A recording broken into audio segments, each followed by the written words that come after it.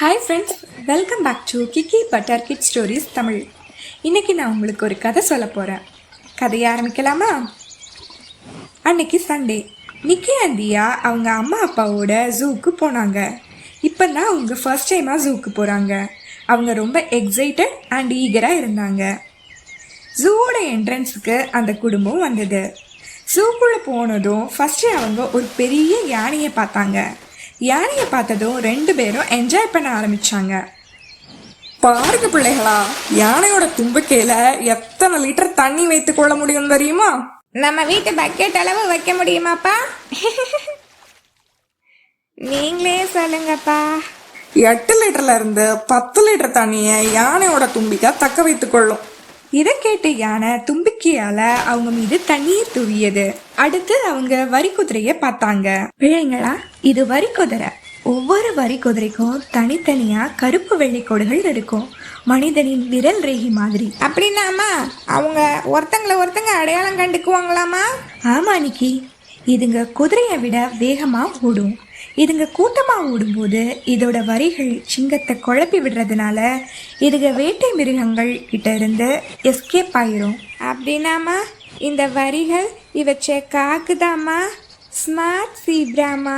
அடுத்ததா மரத்தின் உயரம் வர கழுத்து நீட்டி நின்ற ஒட்டகச்சிவிங்கி அனைவரையும் ஆச்சரியப்படுத்தியது. ஒட்டகச்சிவிங்கி நாக்கு 45 சென்டிமீட்டர் நீளமா இருக்கும். இது இலைகளை சாப்பிட உதவும். அப்ப அது நாக்கால அதோட தலையை தொடுமா? அப்படின்னா பசியா இருந்தா அது நாக்காலேயே கிச்சனுக்குள்ள போய் ஃபுட் சாப்பிடலாம்லப்பா. அடுத்ததா ஒட்டகம் மணல் பரப்புல படுத்திருந்துச்சு. ஒட்டகத்துக்கு ரொம்ப தாகமா இருந்தா 3 நிமிஷங்கள்லயே அதால 200 லிட்டர் வரைக்கும் தண்ணி குடிக்க முடியும். வாவ்! அப்படின்னா வெளியே போனா அது நம்மள மாதிரி தண்ணி பாட்டில்லாம் எடுத்துட்டு போக வேணாம். 2 வகையான ஒட்டகங்கள் இருக்கு. ஒரு வகையான ஒட்டகம் ஒத்தை திமிழ் கொண்டவை, இன்னொரு வகை இரட்டை திமிழ் கொண்டவை. அடுத்த கூண்டில் காட்டின் ராஜாவாகிய சிங்கத்தை அவங்க பார்த்தாங்க. சிங்கத்தின் கர்ஜனை 8 கிலோமீட்டர் தூரம் வரைக்கும் கேக்குமா. பெண் சிங்கம் வேட்டையாடும். ஆண் சிங்கம் ஒரு நாளைக்கு 18 இருந்து 20 மணி நேரம் தூங்குமா. அப்ப நீங்க 20 மணி நேரம் தூங்குன என்னவாகும்? நமக்கு சாப்பாடு கிடைக்காது. சோறு முக்கியம் நிக்கி. அடுத்ததா அவங்க மான்கள் புல்வெளியில ஓடி திரிவதை பார்த்தாங்க. மான்களின் கொம்புகள் ஒவ்வொரு ஆண்டும் விழுந்து மறுபடியும் வளரும். அவை ஒரு மணி நேரத்தில் 80 கிலோமீட்டர் வரை வேகமாக ஓடும். அப்படின்னா நம்ம நிக்கி அண்ணாவுக்கும் மானுக்கும் ரேஸ் வச்சா மான் தான் வின் பண்ணிடும். தியா, நான் கூட மான் மாதிரி வேகமா ஓடுவேன், பாக்குறியா? அடுத்ததா மரங்கள்ல குரங்குகள் குதித்து கொண்டிருந்தன. சிம்பன்சி குரங்குகள் மனிதர்களைப் போலவே சிரிக்கும், கோவப்படும், மேலும் புத்திசாலிகள். குரங்குகள் தான் வாளாலேயே பொருட்களை பிடிக்குமா. சேட்டை பிடிச்ச விலங்கு. எப்படி அப்பா? நம்ம நிக்கி அண்ணா மாதிரியா? நான் என் சேட்டையை ஸ்டார்ட் பண்ணவா? அடுத்தது அவங்க காண்டாமிருகத்தை பார்த்தாங்க.